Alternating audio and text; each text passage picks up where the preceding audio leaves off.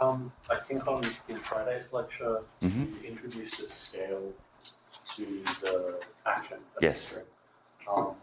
And I was just a little confused about how we sort of control variance, or do we no longer have that? So this is a target space scale, not a worksheet scale. Okay. So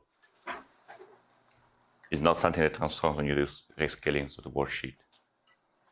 It was mostly there because when I write expressions like p squared equal to 2, you can ask, well, what does it mean? 2 what? Right? So just by putting this alpha prime in front, 1 over alpha prime in front of the action of the string, which is the tension of the string, then this alpha prime propagates in your formula, and you get expressions like p squared equal to 2 over alpha prime, and so on, which are now more sensible looking. And so this shows you that, so this alpha prime really sets the scale or the mass of the massive string modes. And so when your energies are lower than the scale, it's reasonable to have this approximation of the quantum field theory. When the energies are above the scale, you need to take into account the infinite tower of string states, which really means you need to take into account the fact that these are strings and not particles. Sorry, my voice is a bit troubled today. Any other questions?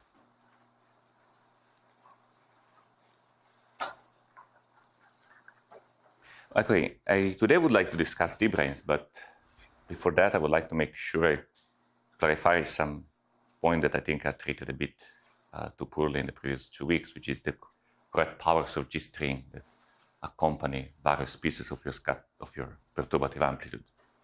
So let's start in quantum field theory. Suppose I write down a quantum field theory action with a coupling 1 over G squared in front of it. If you want, you can think about this G squared being just H bar. That's fine. So there is some kinetic term and some interaction terms schematically. Now, if you rescale the fields by a power of G, you can rewrite this as perhaps a more standard normalization of the kinetic term and then interaction terms.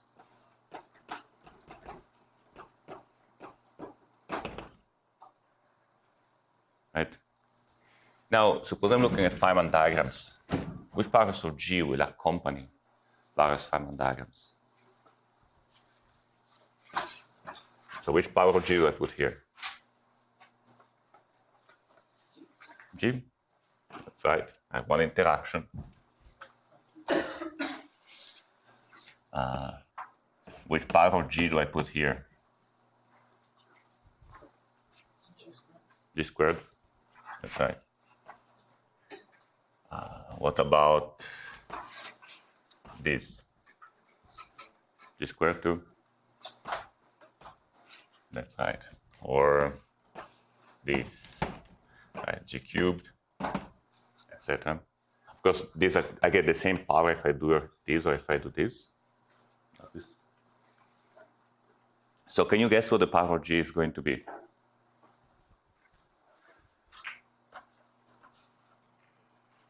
For a general diagram which has n legs and a certain number of loops.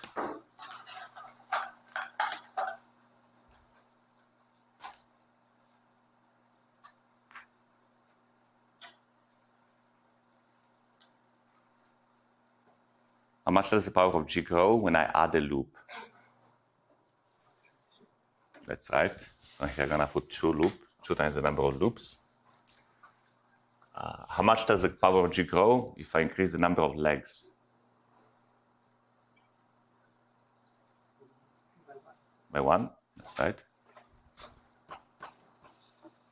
And then do I need a constant shift? Probably yes, because this is 3 legs and 0 loops. right? Okay. So this is precisely the same power that you find in string theory. So in string theory, for n external particles and L loops, you find G string to the power of twice the loops plus the external legs minus 2 times your integral over the moduli space, blah, blah. Please explain that power again. So every loop I add raises the power by 2. Compare this and this. Yes. Well, I mean, you could get this by using the Euler formula. It's convenient to go back here. Right? This tells you, in this normalization, every vertex has a 1 over g squared, and every internal legs has a g squared from the propagator. And then you need to figure out which power of g to attach to the external legs. So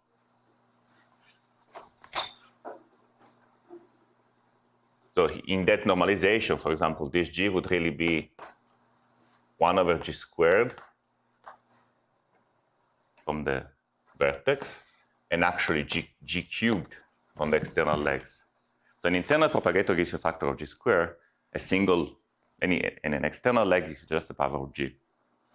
But when you glue two external legs, you get the correct power. So in general, you have something like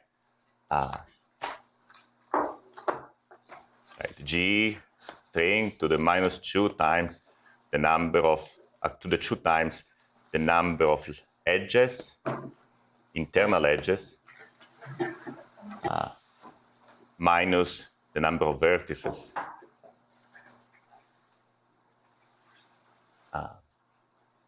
And then you can just have all the edges if you want, if you shift by an, anyway. And then you can convince yourself that this is the same as this, plus one single power for the external ones.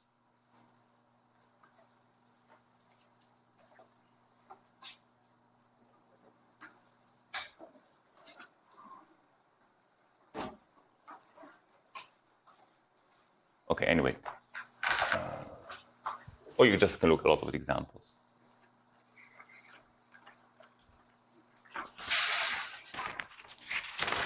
Now, if you think about some worksheet,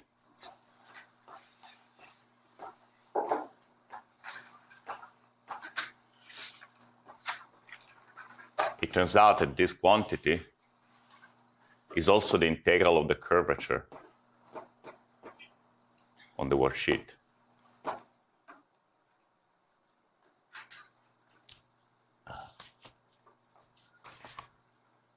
If there was no external legs, the integral of the curvature of the worksheet is the number of, twice the number of handles minus 2. So it's minus 2 for a sphere. I mean, properly normalized, there is going to be some 1 over 2 pi here or 4 pi or whatever. I don't remember the correct normalization. And then each external leg sort of replaces something smooth with something that goes out like that at infinity, and sort of subtracts 1 unit of curvature.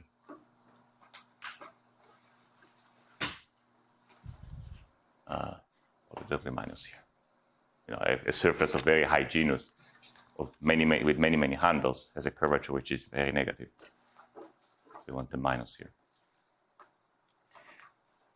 And if you remember, I mentioned that the vertex operator for the dilaton would look like something like that. And that was my justification for the coupling being the constant value of the dilaton.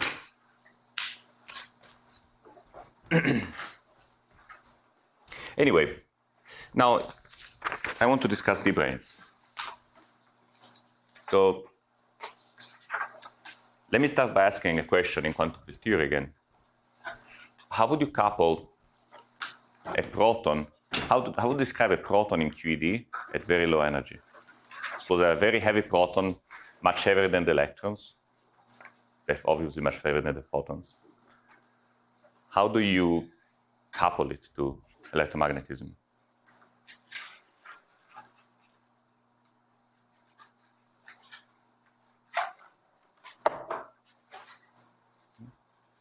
What do I add to my QED action to describe the presence of a proton? I don't mean just protons in general. I mean a very specific proton that is sitting here. Do you do it as a classical background? That's right. So it's something like delta function spread along the word line. If you look at what that means, you actually integrate over the word line, something like this.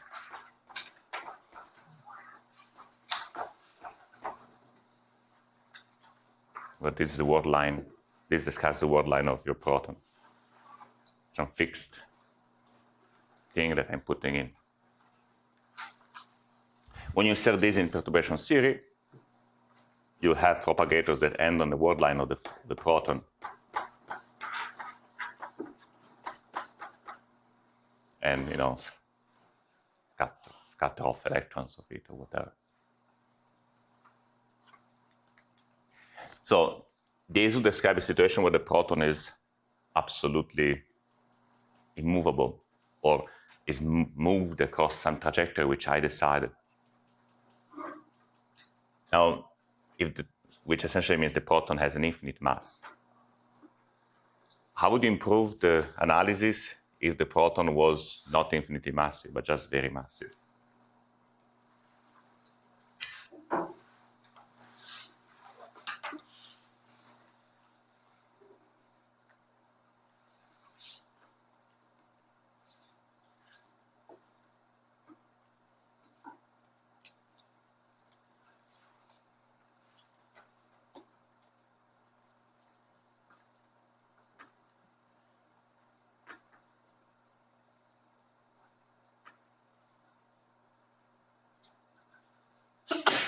How would you what would you need to add if the proton has finite mass?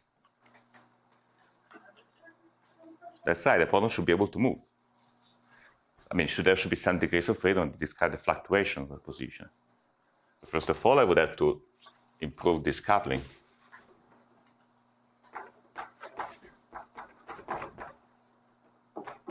That we call the fluctuations delta mu.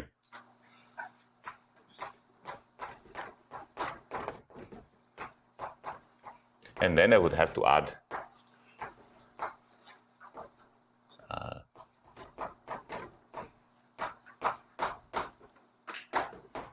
some kinetic term.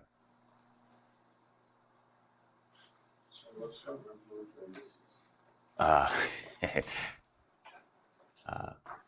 just meant a function of this. Right? So when I expand it out in delta mu, I'm going to get extra terms involving derivatives of A. So now if I look at my Feynman diagrams, I will also have terms that involve propagation of delta. Right? So I have vertices where now A mu, which contain both an A mu and a delta mu.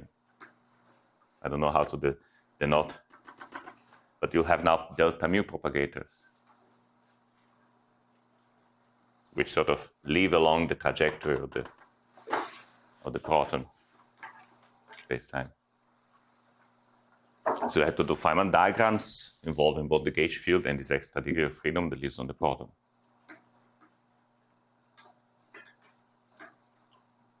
You could use a similar approach to add other degrees of freedom of the proton, like the spin, which is presumably going to be a dynamical quantity again. And perhaps even more complicated things, if I'm describing electromagnetism interacting with a molecule of water, I might want to add vibrational modes of the molecule, or whatever. So at the extra degrees of freedom, you treat them perturbatively as long as they have an intrinsic scale which is much higher than the scale at which you're studying your theory. Of course, if you try to probe this at energy that are too high, this will break down. Just because you need completely new physical processes where the protons might be, for example, you might have paired creation of protons. This is not going to be described by this. But at low energy, this is okay.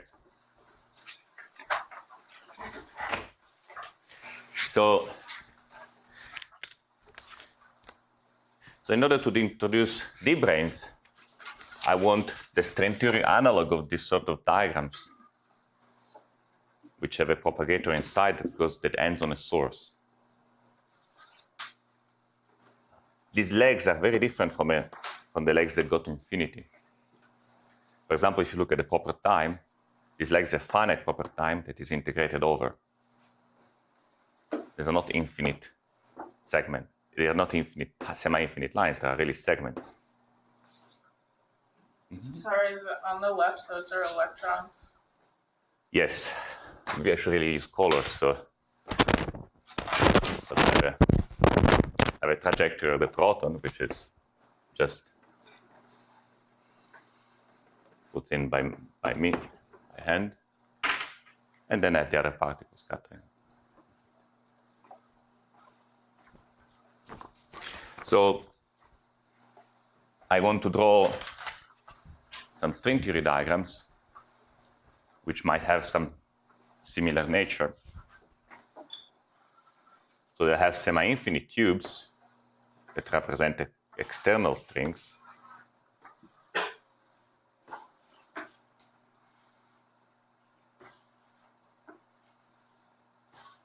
But also some tubes of finite length, which don't go to infinity. Where's my pink?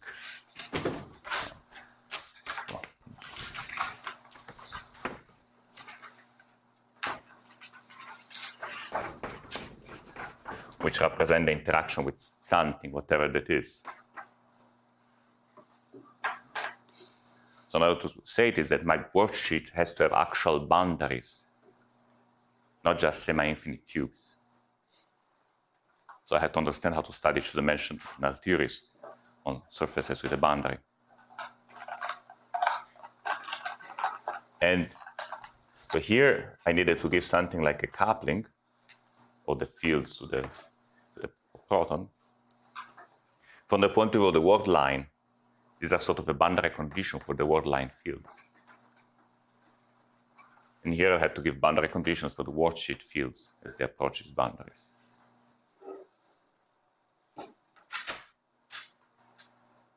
And in the same way as in the quantum field theory, nothing told me that I had to insert only one proton. I could have inserted many protons. Sorry, this one's supposed to be another color.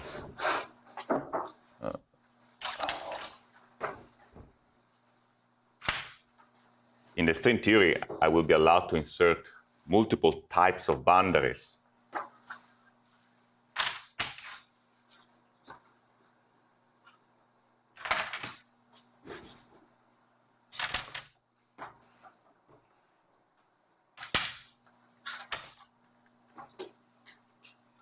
Labeled by the type of boundary condition, which is going to tell me what my string is coupling to.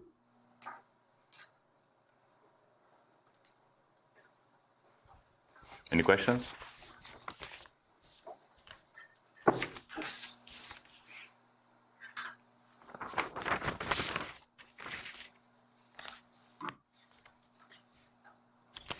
That's nominal silence.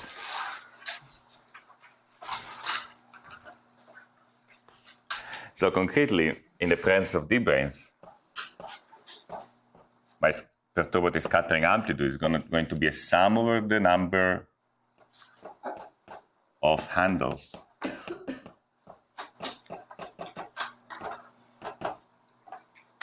a sum over the number of boundaries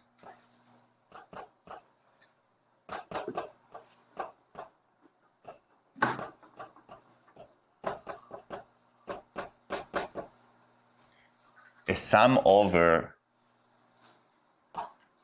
the choice of which boundary is which. So I'll have a list of possible boundary conditions, possible ways a string worksheet can end. Here I had 3 different ways. And I had to decide, this boundary was associated to this type of, has this type of ending, this has this type of ending, or that type of ending. So I have a collection of possible endings, which are called d-branes. And each boundary will have to be assigned to some d-brane. I have some power of the string.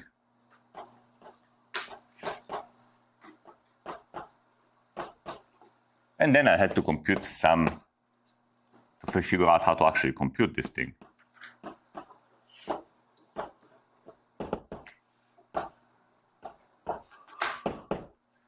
This, whatever correlation function on the worksheet with boundaries.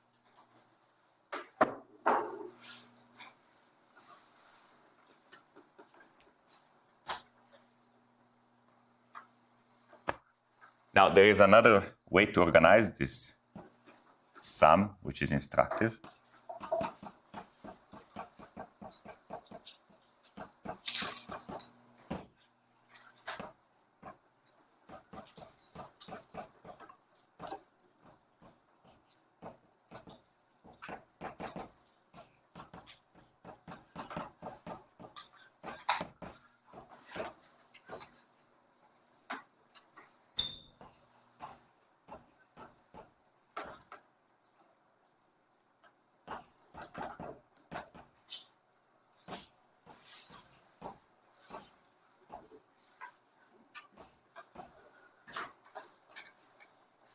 So suppose that a set of allowed boundary conditions, so the set of allowed boundary conditions might contain multiple copies of the same choice. For example, here I could have just decided to put 15 different protons going along the same word line. And maybe protons are fermions, so that would have not be ideal. But if I have a bosonic proton, I could have put 15 bosonic protons following the same word line.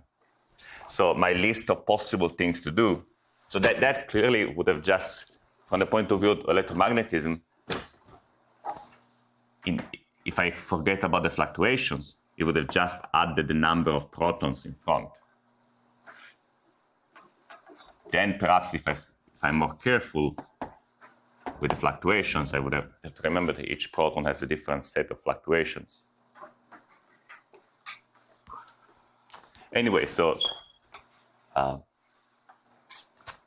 let's say that the list of possible boundary conditions has B1 appearing n1 times,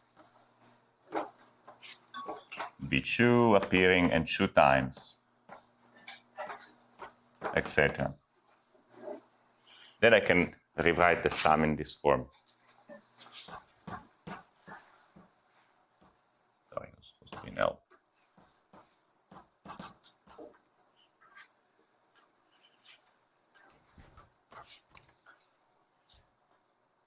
So when you write it like that, you see that this factor sort of tells you the interaction strength between the strings and these d-branes. This is analogous to something like the charge of the proton times the number of protons. Right? It's the total charge along this line. So number of protons times the charge of the protons times E, times the strength of the interaction.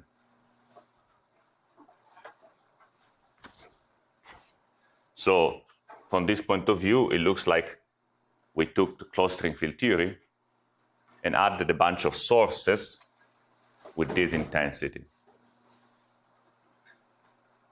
Mm-hmm. So there's some over A here too. Product over A here. Sorry. Could you explain Mm-hmm. again how you go from one line to the next? So let's just look at a diagram that looks like this. Right? If this pink boundary condition appears in n1 copies, and this appears in N2 copies, and this appears in N3 copies, I will have a factor of N1 from here, and a factor of N1 from here, a factor of N2 from here, and a factor of N3 from here. So I have a factor of N1 to the number of boundaries of type 1, N2 to the number of boundaries of type 2, and N3 to the type of boundaries, to the number of boundaries of type 3. So B1 is the number of boundaries labeled by the boundary condition 1. But why? I don't understand why you get those factors at all. Like, where do they appear in the initial? Here? Yeah. Here I'm summing over all possible ways to assign a boundary condition to each boundary. So I have boundaries that go from 1 to B, and to each I need to assign a boundary condition taken from this set. So let's look at an extreme case where there are only boundary conditions of one type. Then this choice just means I have one different choice of B1, and one different choices of B2, and one different choices of B3, and so on. And so I have a power of N1 to the B.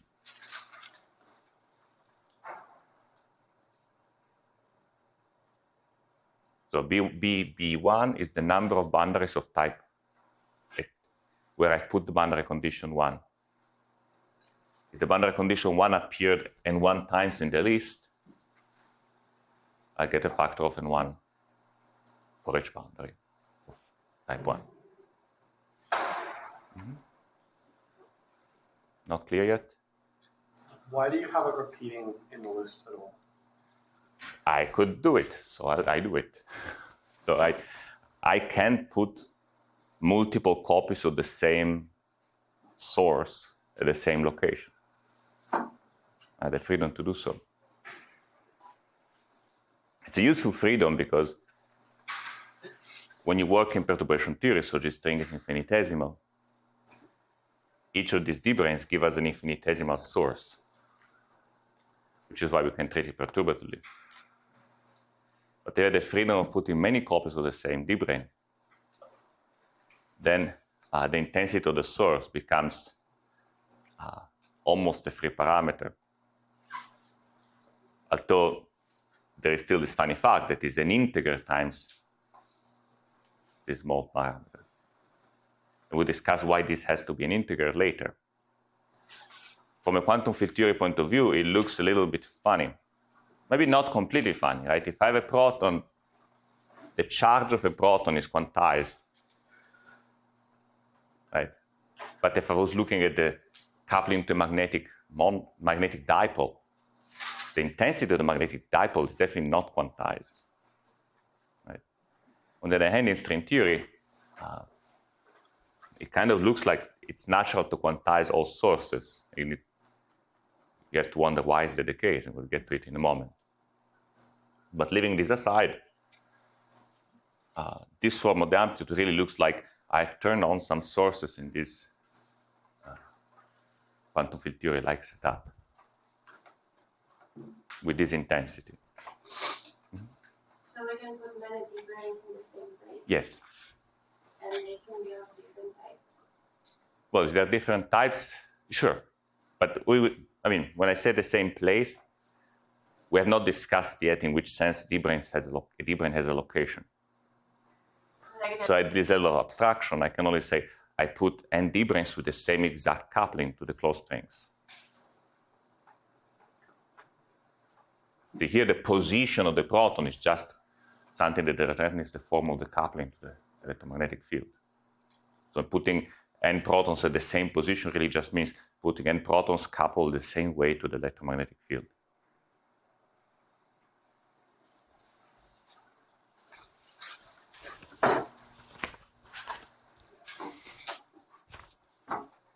So the reason these numbers are, the reason I cannot just replace this number with some generic lambda a's, which are not quantized, is that is unitarity of the scattering amplitude. What do I mean? Unitarity tells you that somehow whenever I sort of cut my scattering process, all the intermediate states should be physical states of your theory. If I have a picture, a string wash sheet that looks like this,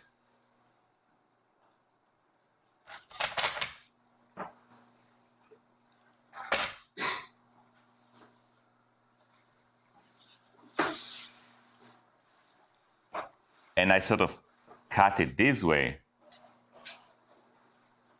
it looks like a Feynman diagram of this sort.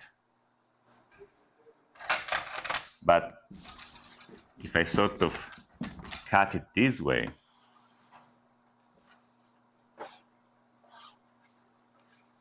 it looks like something quite different. I have a closed string which propagates for a while. Something happens, and it becomes an open string with endpoints on this boundary. And then something happens again, it becomes a closed string again. So if I look at sort of this type of time interpretation of the process, it looks like a closed string, it becomes something else, and then becomes a closed string again.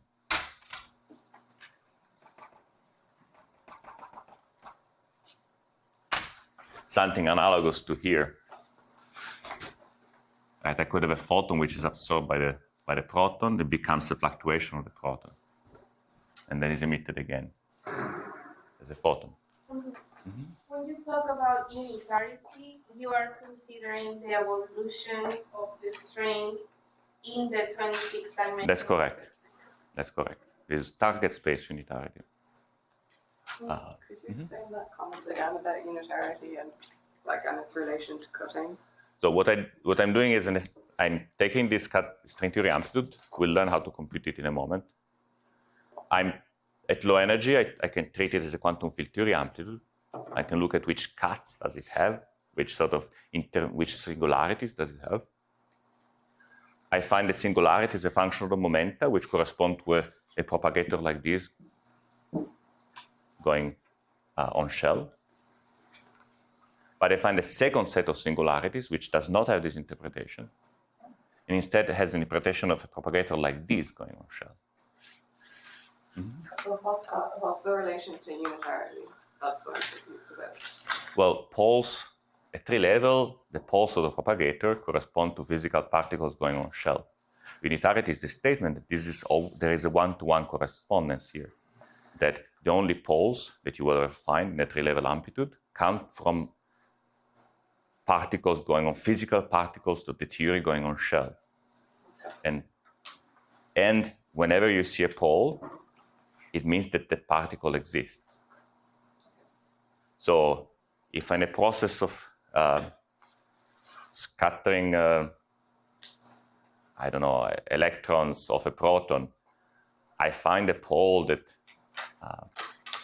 sits at the mass of the pion, that's how I learned that the pion exists.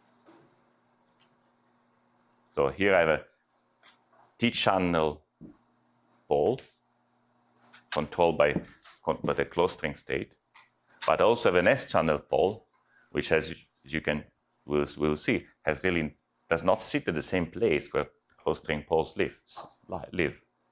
Correspond to, say, a particle of mass squared minus 1/2, while closed strings only had masses 2, 4, minus 2. So this tells you that the theory has other physical degrees of freedom besides closed strings. So I started my life trying to adjust at sources, but I discovered that I also had to add new degrees of freedom, new open strings, which are attached to these sources. Did you say that this is related to the quantization of the coupling to the theory? Yes, I'll get to that in a second. First, I wanted to make another analogy. Suppose I studied a theory of gravity in perturbation theory coupled to a very heavy particle. Would it be consistent that the particle follows some trajectory in space-time that I decided No. No, that's right. Why not? Well, you have details as a symmetry, right? That, yes, and you also have, that's right, so you end up violating gauge symmetry. Another thing that happens is that if the particle has infinite mass, it's going to just backreact in an infinite way. So the mass of the particle is not a free parameter. When I say how strongly does gravity interact with this particle, that also determines the mass of the particle.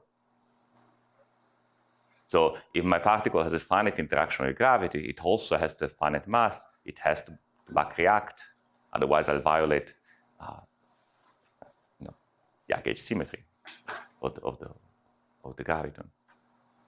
So already in gravity, there is a connection between the intensity of the source and the fact that there is already a mechanism that tells you that the source has to have degrees of freedom, has to add degrees of freedom.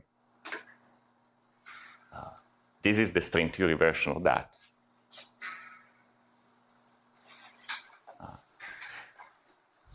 And indeed, I say unitarity, but there are also, I was kind of mentioning at some point that there are also these BRST anomalies. So if you do calculation just on the worksheet and you try to ignore the fact that you want to have things unitary in space-time, you will find BRST anomalies which can only be cancelled if you remember that there are these extra degrees of freedom.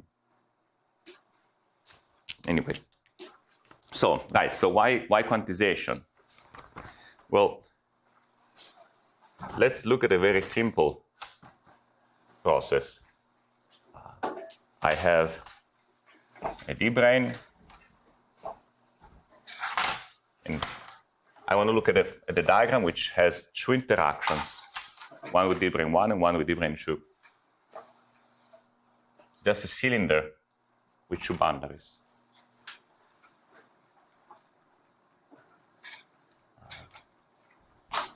You could add other legs too, but the gist does not change. Now, this cylinder can be seen as sort of if I cut it like that, is a Feynman diagram which is stretched from two sources, one source to another one.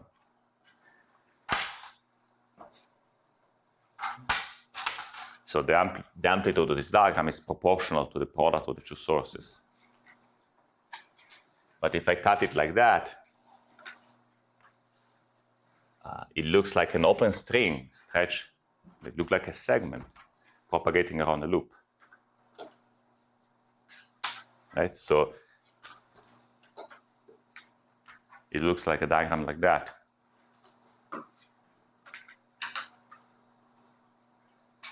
So a diagram like that is controlled by the number of physical states of this type.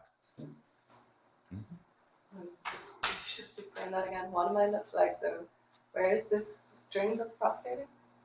Like when you could have. So this worksheet, which is a cylinder, let me just a line like this. This is a segment, finite length, which is propagating around the loop. Okay. So it's a loop of open strings. If I look at it like that instead, it's a closed loop which ends here and ends here. So it's a closed string segment. So something like this wants to be. So if you compute this in the quantum field theory, you have some fixed answer, which is the loop of this propagator, times the number of open strings that exist in your theory, the number of open string fields that exist in your theory. In particular, there is no continuous parameter here. It changes by discrete amounts. If I change my theory in such a way that adds a degree of freedom here, this thing will jump, morally speaking, by 1. By 1, whatever is the result of this integral, the result of this calculation. How will cause such a jump by 1? I'm just saying, compute this Feynman diagram for one type of particle. You get some answer. I don't know what that answer is. I don't care. Suppose I put 2 particles of the same type in the theory. How does the answer change? So I have something times the number of open strings.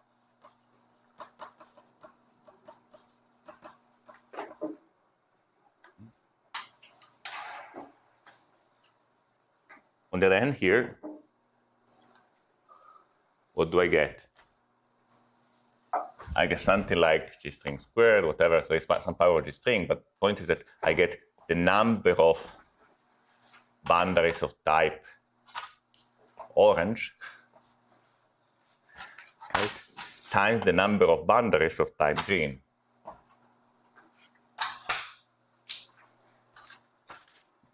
So, or if you want that there is a source like this and a source like this. If these sources had been whatever number you want, some parameter you can change continuously, you would have found some kind of contradiction with the fact that this answer changes by discrete amounts.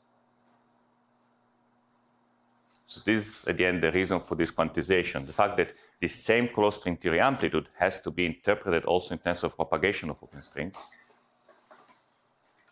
The number of possible open string states of some type I get associated to a segment of worksheet,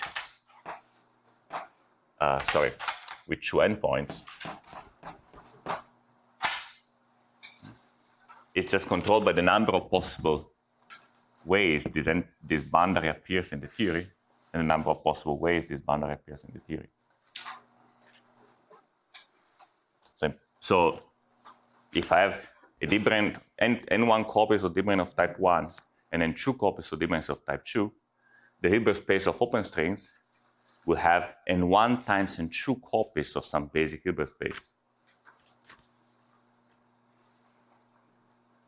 So that's a dramatic difference compared to what we had in the quantum field theory. If you give me a theory with and you put 2 protons in it, you only had to add the degrees of freedom of the proton number 1 and the degrees of freedom of proton number 2.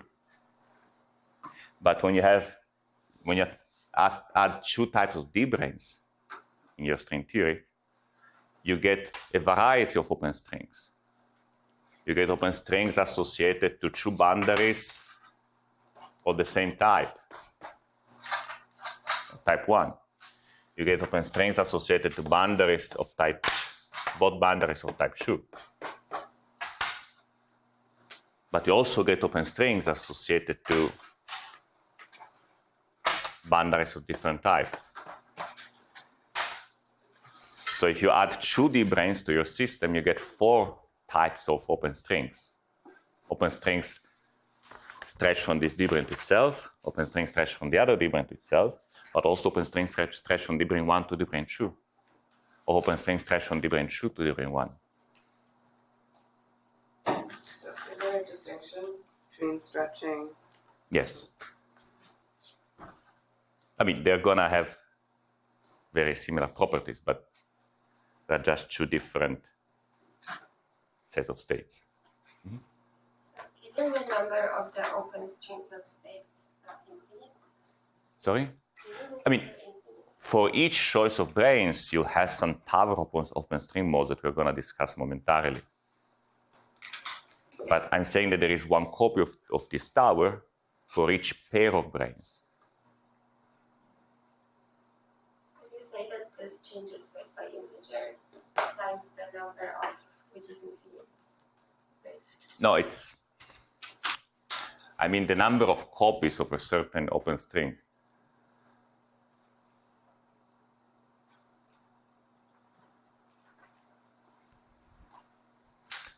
Okay, I guess that this, sorry, I was trying to give an intuitive explanation, but I think it just makes things worse.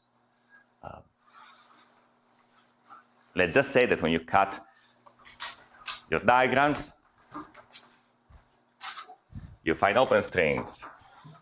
And these open strings are labeled by the choice of boundary conditions on one side and on the other side. So the space of states of your theory is a Fock space built of out of single particle states. So the space of single particle states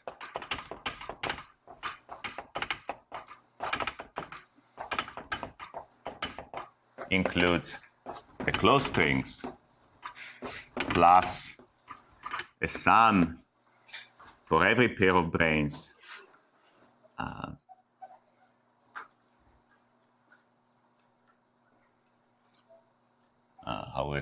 sum over A and A prime for the space of open strings associated to a boundary of type A and a boundary of type A prime.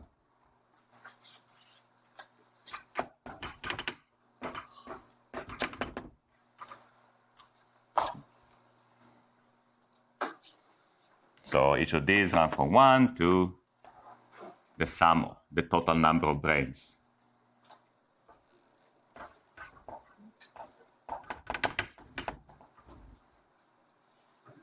So if I put n branes in my system, I get n squared open string sectors. That's what I'm trying to explain. Just because I have choice of boundary on the left, and choice of boundary on the right of my worksheet. And this is deeply strange. Because although I can understand that in the theory of gravity, each object I put should be equipped with their own degrees of freedoms that describe its back reaction, recoil, or whatever. Why ever would a theory of the theory need n squared copies of those degrees of freedom whenever I put n copies of the object? This is a very interesting and bizarre property of D-branes. The fact you get fields which are sort of matrices, n by n matrices. Indeed, in non-abelian gauge theory, it tends to appear a lot when you study multiple D-branes.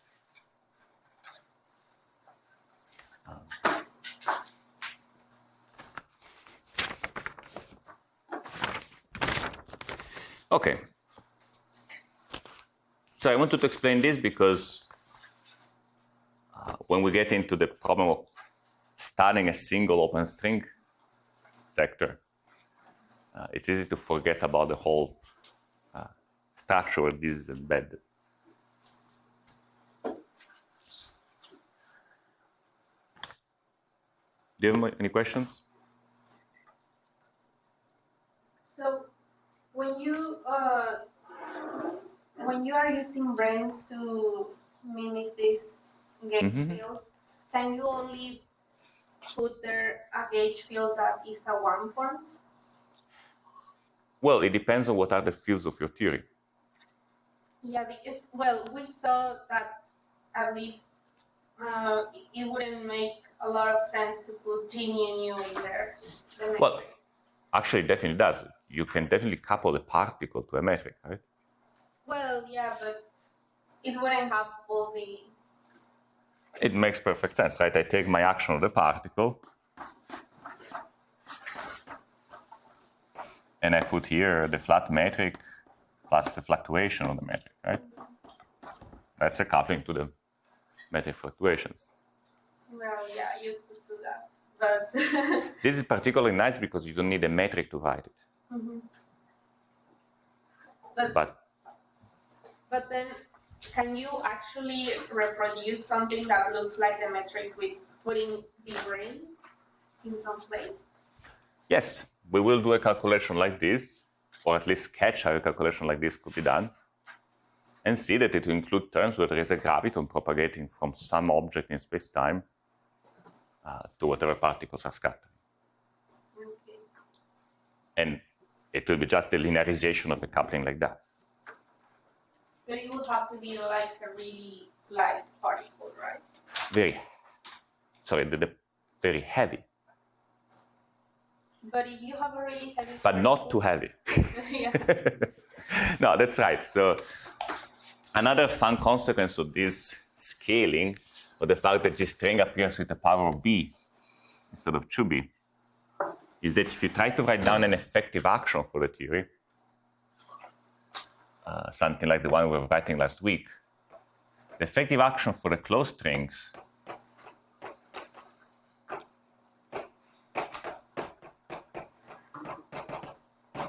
has a 1 over g squared in front.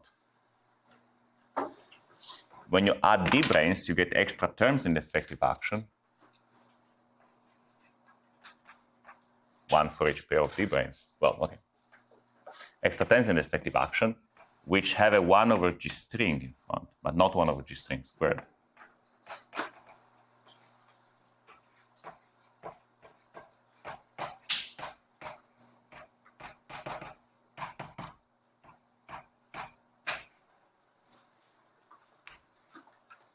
So we get an effective action that describes the coupling of closed strings to the d brane and to the open strings associated to the d branes.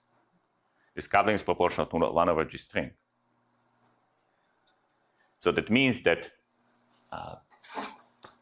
this is a particle which is simultaneously, say, massive enough to move slowly, but not so massive as to create a heavy gravitational back reaction. It's just in between, sort of the geometric mean of something that would be light enough not to be perturbative in one way, or heavy enough to be not perturbative in the other way. So this is definitely important. See, okay. So the fact that there is G string in here means that the sources are not too large.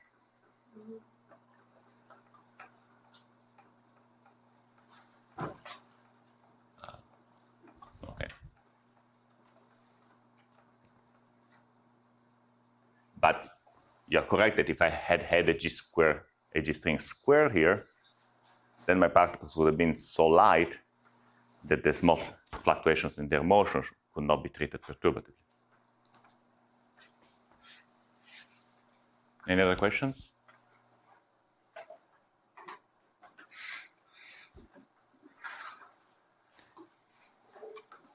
So,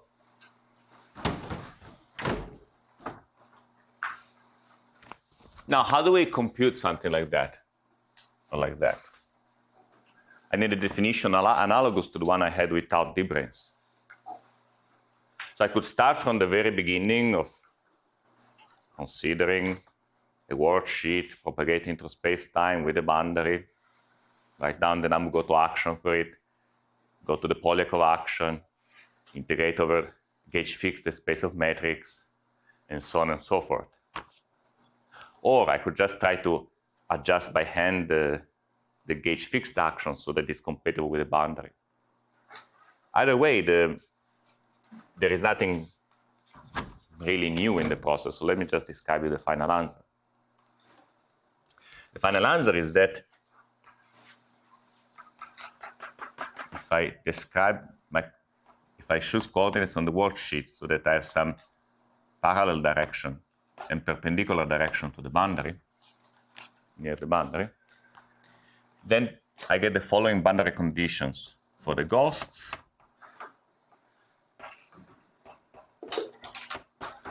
and for the matter fields.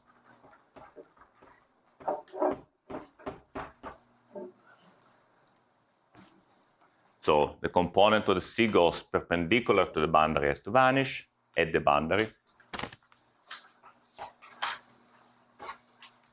The component of B, which has one leg perpendicular and one leg parallel to the boundary, has to vanish at the boundary. And the component of the stress tensor, which has a perpendicular and a parallel leg at the boundary, has to vanish. Now, in order to understand these conditions better, let me ask you a question.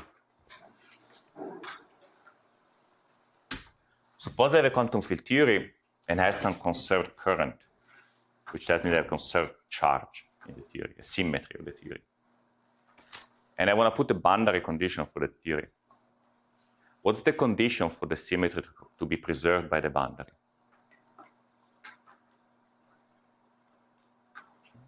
Just think about electromagnetism, for example, or something like that.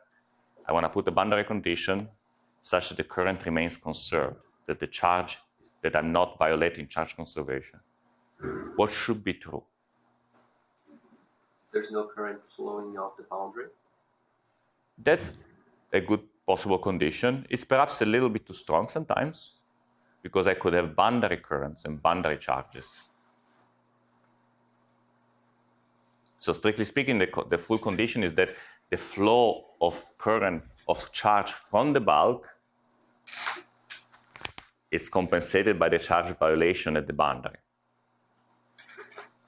So typically you have some boundary current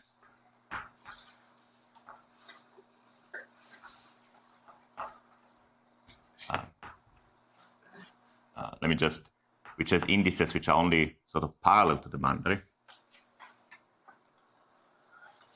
And you have a bulk current.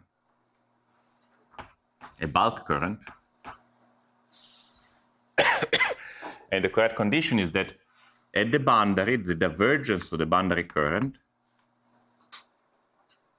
equals the perpendicular component of the bulk current at the boundary. So this is saying the amount of charge that flows into the boundary must be equal to the amount of charge which seems to be appearing from nowhere from the point of view of the boundary. If you apply this to the stress tensor, which is a conserved current, you get conditions which look like this. For a boundary condition to preserve translations along the boundary, you need that the stress tensor with one component perpendicular to the boundary at the boundary should be equal to the divergence of a boundary stress tensor.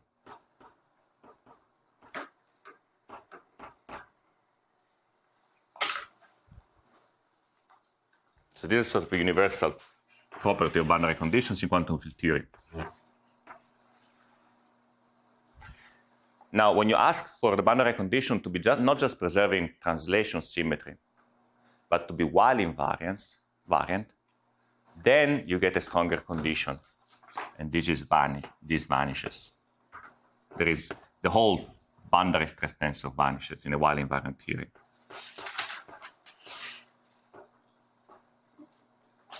So for a while invariant theory, the parallel perpendicular component of the stress tensor at the boundary vanishes.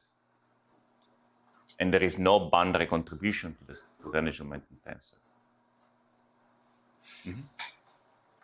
I'm just wondering how this makes dimensional sense. So, like on one side you have the current, and the other side you have the derivative of the current. Yes, but this is a current one dimension lower. What's the dimension of a current in Sundance? What's the scaling dimension of a current in dimension D? D minus 1. Oh, okay. Because the connection is dimension 1. And the current appears in the Lagrangian contractibility connection, the gauge field.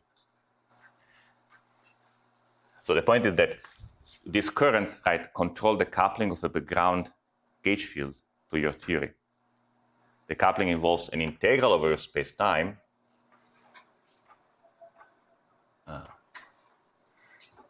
which say is flat space times R plus of the bulk current plus an integral at the boundary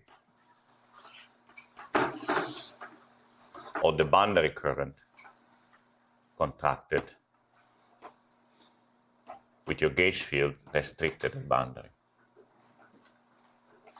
This is the definition, really, of the bulk and boundary current. I take my action as a function of the background connection. I do the variation of respect to the background connection. I get a bulk term and a boundary term. And then gauge invariance requires this. Now, in a while invariant theory, it turns out it's actually very hard to have boundary currents, which are not completely decoupled from the bulk. So, of course, you can take a d-1 dimensional theory which does not interact at all with your d-dimensional theory and put it by hand on the boundary. That's more or less it. So anyway, to make a long story short, this condition is essentially while invariance in the presence of the boundary.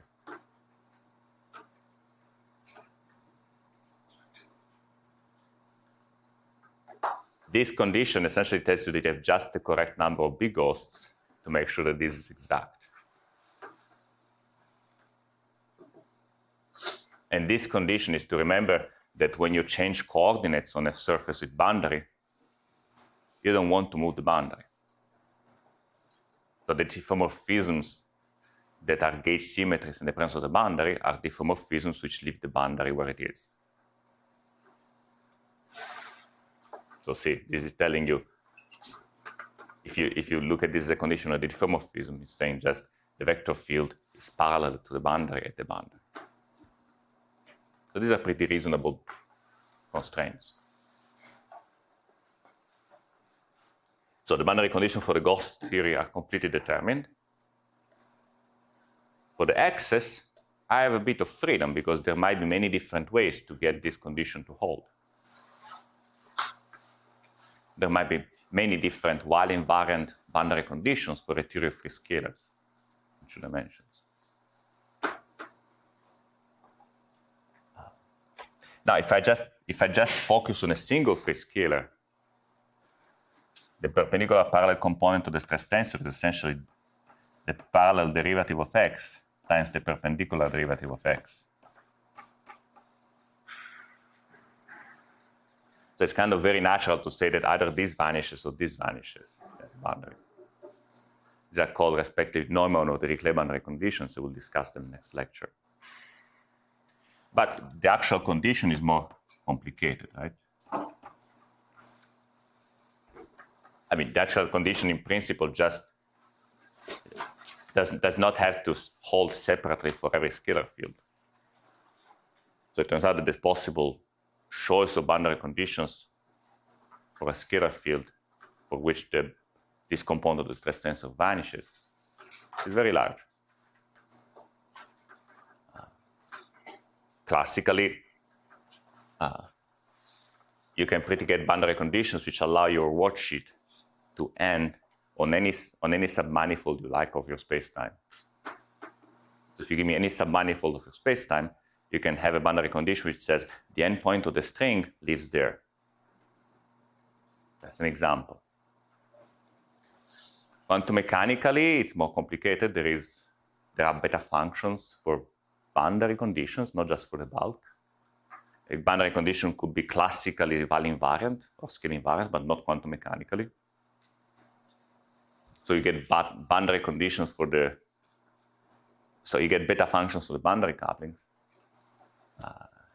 which, as we discussed last week, will end up giving essentially equations of motion for some fields, space-time fields, which are the fields associated to the open string degrees of freedom. So, okay, this is pretty much all I want to say for now. Any questions?